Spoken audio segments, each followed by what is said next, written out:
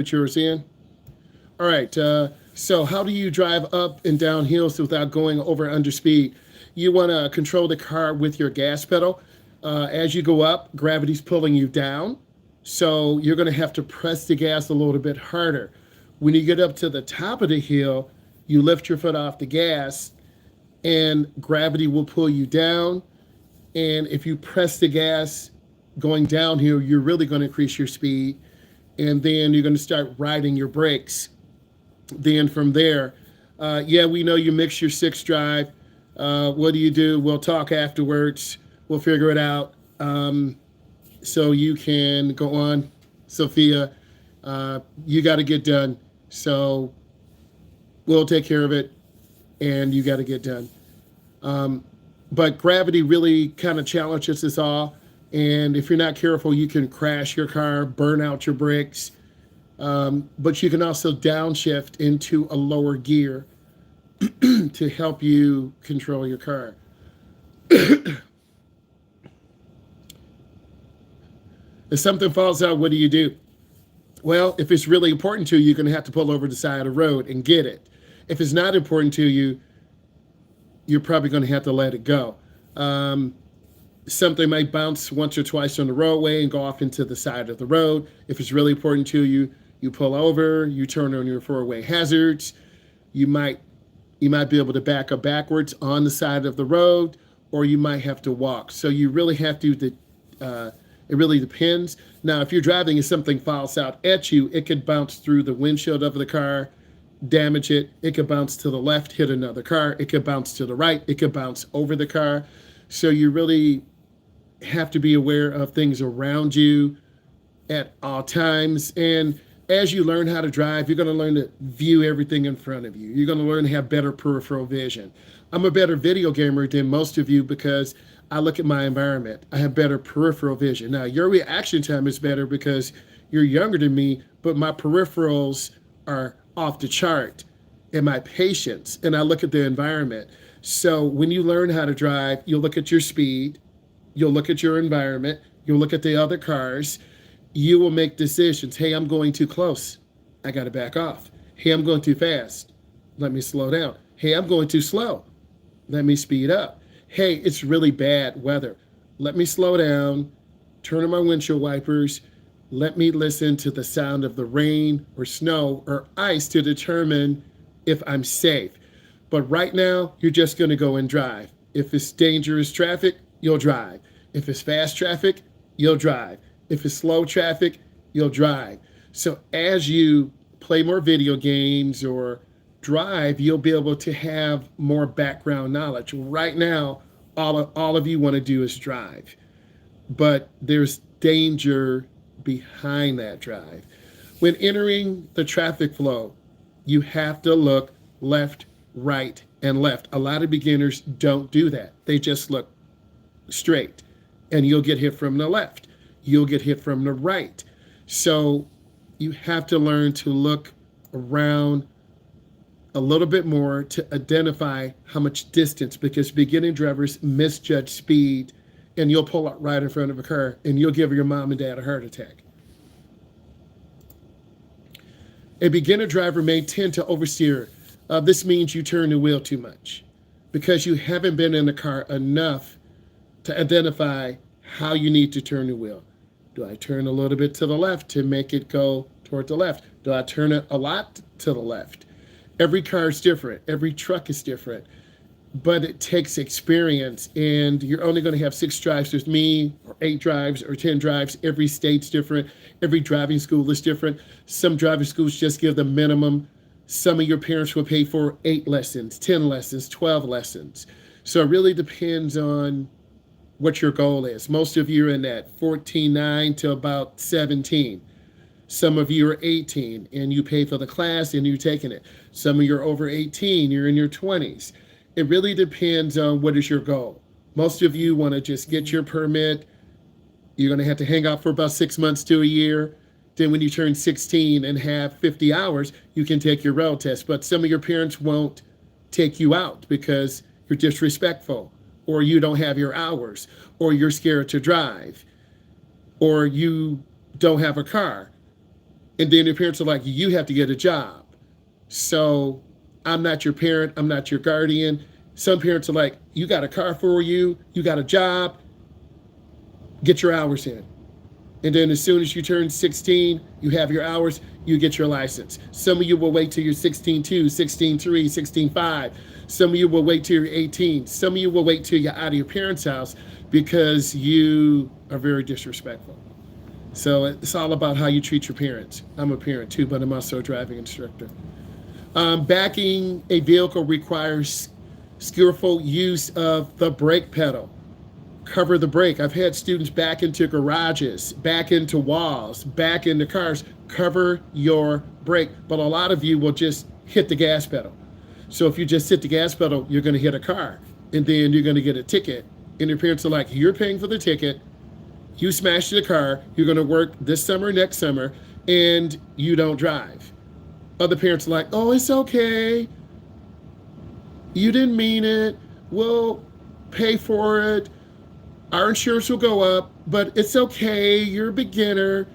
You don't ever learn a lesson. So some of you take your parents for granted, and then you don't appreciate what they do. So everyone is a little bit different. Parallel parking. You want to line your car up, reverse back at a 45 angle, cut your wheel all the way to the right. The car will go on at a 45 angle. Once you're behind the car, turn the wheel back all the way to the left. Again, line up next to the car, about 2 feet away. Reverse back. Turn your wheel all the way to the right. The rear will go to the right. The front will swing out to the left. Once you're halfway past the car, turn the wheel back. You should be 12 inches less away from the curb. But you guys won't practice this because parallel parking is too hard. And then you'll fail your road test 3 times. So you have to practice parallel parking. Just before beginning any lane change maneuver, you need to look over your shoulder. If you're making a lane change to the left, you look over your left shoulder. You make a lane change to the right, you look over your right shoulder. But a lot of you won't check blind spots. Alex didn't check his blind spot. He didn't look over his shoulder. He kind of looked in his mirror, but he didn't look over his shoulder to check. And around your 3rd lesson, you'll feel more comfortable. My job is to make you better. Looking around while observing. You're driving down your street. You see cars on the right. You see cars on the left. You see kids playing in the snow. You see a school bus coming. Driving to school. You see seniors coming in real fast in big trucks. You see school bus coming in. You see your favorite teacher coming in. You see the principal coming in. You see parents cutting through the parking lot, dropping off kids because they're late. You, as a driver, need to slow down, take your time, observe. You're leaving from school. You're leaving from your job. You are late. You're going to speed through the parking lot. You're going to not stop at the stop sign. You're going to blow the yellow light and ready to turn red. You just got a ticket because the police officer is sitting there randomly. So your driving environment will dictate sometimes what you do. But if you drive consistently, good speed control, safe in the parking lot, not running lights, stopping, you're probably going to be okay. So I try to teach you guys the proper skill. Day is good. We're going to go through some more questions. Put those questions in. How much can you rely on other people knowing the driving laws and regulations? Don't rely on them. They're stupid. Don't rely on other people to know the rules and laws. Grandma's too old. Sorry, Grandma. Grandpa didn't have his glasses. The guy who's 18, he's got a fast car, doesn't care. The girl who's 24, she's got a baby in the back. She's not paying attention. The UPS driver has 100 packages to deliver. He's going to go through the yellow light. The semi-truck driver is late back to the job. He's going to lose $400. Do you think he's really going to stop? No. Every driver should be following the rules and laws, but they don't. And I think what all of you are going to see when you're 14, 9, 15, 16, 17, 18, 19, 20, 24, you're going to see most people following the law, driving at the speed limit. But over time, you're going to see people not using blinkers, driving really fast, tailgating, putting up the middle finger because you're going too slow. Or you slowed down and stopped at the yellow light, they got mad and almost rear-ended you. The biggest offense I see is people tailgating. You're driving at the speed limit, but someone wants to do 80. You're driving at 70, they want to do 80. You're driving at 55, they want to do 65. All of you have a lot to learn. You won't learn it with me, you're going to learn it with mom, dad, your uncle, your brother. And you're going to decide, are you going to be a good driver and have a good driving record, or are you going to suck and have tickets and accidents? It's really a lifelong experience. How much gas is a little besides empty? I would say about a quarter of a tank. Okay, a fourth of a tank. When that gas gauge gets to a fourth of a tank, you need to start thinking about, hey, I need to get off. I need to go get gas. I missed my exit. I'm still okay. It's past a fourth of a tank. Man, the next gas station is 25 miles. You might make it, or you might not. You don't want to wait. You want to fill up your gas tank when you can, because there's sediment and dirt and rust in the bottom of your fuel tank, and fuel cools to fuel pump. So you want to at least get to a half a tank. Carry $20 with you. $20. Most of you will put $20 in, and that'll get you through the week. How to overcome driving anxiety and fear as a young adult driver. You're going to have to go out with your mom. You're going to have to go out with your dad. You're going to have to look at a lot of driving videos. You have to decide, it's time for me to try to get out. You're not 80 years old. You're not 100. People live a long time. If you're between 17 and 47, a lot of people don't have their license for whatever reason. Accident, anxiety, drunk driving, fleeing, eluding the police. You served your jail time. I don't know your situation, but driving is a privilege, not a right. It can be taken away. I'm a driving instructor. If I get out and have an accident and it's my fault, I'll lose my endorsement. Why would I do that? Not going to do that.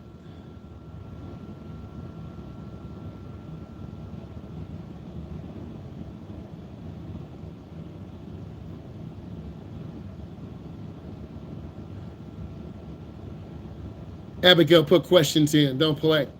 How do you drive up? Okay, we already talked about that. With the speed limit, you just push the gas, go up, and you know you're going to be picking up speed, and you lift your foot. You got to know how much to touch the gas to get the car going, and how to lift your foot off the gas. What if there's a lot of traffic, but you're parked on the side of the road where there's traffic? How will you get in? You need to turn on your blinker early. You need to check your mirror. You need to maybe turn on your four ways. This will let people know that, hey, something's going on. And you have maybe 30 seconds, 10 seconds, 15 seconds. This is why learning how to parallel park is so important. There will be pressure in a downtown Detroit, downtown Houston, Texas, downtown Chicago, Illinois. You have to be able to park and execute that maneuver quickly and get your car parked. If not, you won't be able to parallel park. Anyone can parallel park when there's no one behind us. But when there are 40 cars behind you who want that spot and they don't want to wait, you got to execute that parking maneuver and get your car in, turn on your four ways, turn on your blinker. Just before any maneuver, you want to make sure you can get over, you have time. How do you get over anxiety? Gradual exposure. Small trips, getting in your car, starting it, feeling comfortable, getting out of your car, shutting everything off, putting the keys in your hand first, making sure everything is shut off, go into the house. Next, get into your car, start it up, seatbelt, mirror, make sure everything is good. Use your blinker, pull off, maybe go around the block twice, 4 right turns, 4 left turns. Excuse me. You might want to bring a friend with you who's going to support you, who won't criticize. Older sister, older brother, cousin, You want to have someone who's going to be positive. If your mom and dad are too nervous, you can't drive with them. They're going to make you freak out. Find someone who's positive, who can give you honest opinions. You do have to take your driver's license test if you want to drive. Your driving test shows mastery. In a couple weeks, you guys are going to take your driving test. If you fail it, it's on you, because I cover everything, quizzes, Kahoots. I'm very thorough. So you need to practice, understand rules of the right of way, pavement markings. A turnabout is risky because of multiple lanes. This is true. This is why you want to check traffic before you get in. Roundabout questions will be on your test. I'm letting you know, most roundabouts are through the country. Indiana has the most. So you have to yield to traffic in the roundabout. You want to go about 15 miles an hour. It's really important that you check traffic. A lot of beginners are scared to look to the left, and here's a car coming and it almost hits us. And then your instructor has to squeeze the brake.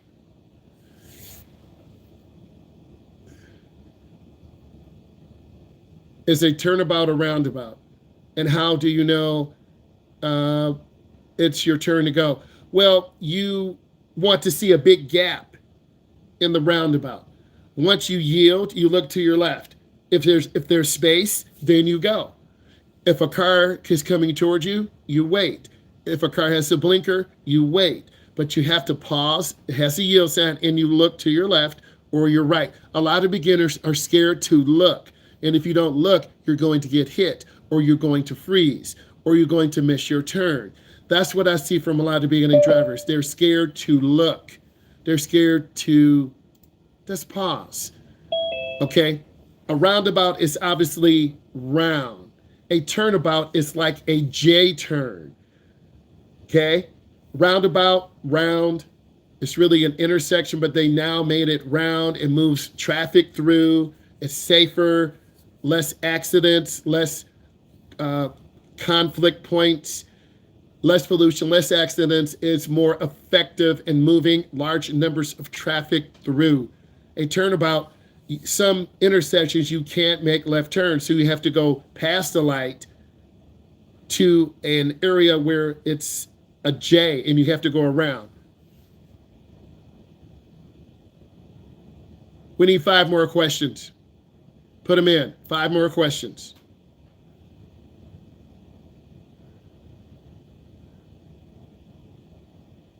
How to pass doing a left turn at an intersection. Left turns are very dangerous. Left turns are very dangerous for beginners.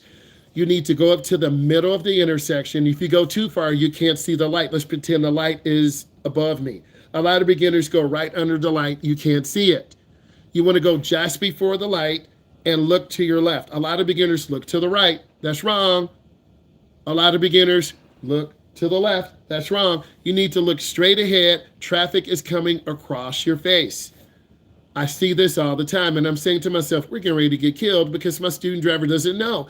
And I point, you need to look straight ahead. I point to where you need to look. And once you understand to yield and wait to a green arrow, then you start building confidence. So I take time. I make sure students are focused. Okay, when do you do the scenario when you're being the target of extreme road rage and fear for your life? Well, Abigail, you need to call the police. If you know you're the extreme target, call the police, 911.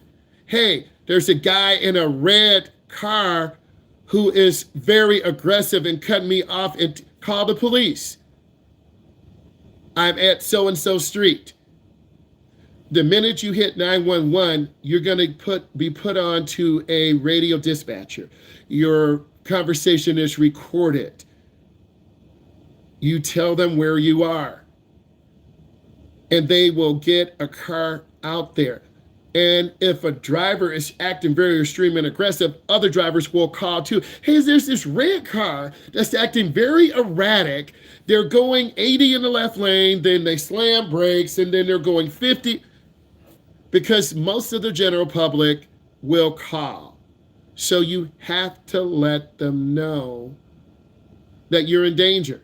And then most of the time, law enforcement will call. I'm scared to learn how to drive as a adult. What should I do? You got to get out and drive with mom or dad, your cousin. Someone in your family will let you drive. Someone in your family has to say, you know what? You're my niece. You're my favorite niece. Hey, can you come over? Sure. I want to drive. You got your permit? Yes. Okay, I'll be over on Saturday. But I'm scared, I can't go, I'm sleepy. You've got to reach out to your family. What is family for? Strangers aren't going to let you drive their car. Think about that. How do you know when you're deep enough? When you are in behind the car, in behind the cones. On your road test, you're going to have cones set up. And you're going to be parallel parking. You're going to be backing and reversing at a 45 angle and getting your car into a coned off area that is 6 feet, 7 feet to simulate an actual parallel park. And you have to practice this over and over and over so it becomes second nature. If you just do it once or twice, you don't learn. So you've got to prepare. There are crazy people out there all the time. There are more people who are crazier than you. So we had questions about parallel parking. One person asked about rescheduling Zoom. Call the office. Anxiety is normal if you've been in a crash. You don't want to drive anymore. Or if you're 19 and then you were in a bad accident, now you're 24, you really want to drive. You know, your parents are giving you Ubers or Lyfts, and you have to do this for yourself.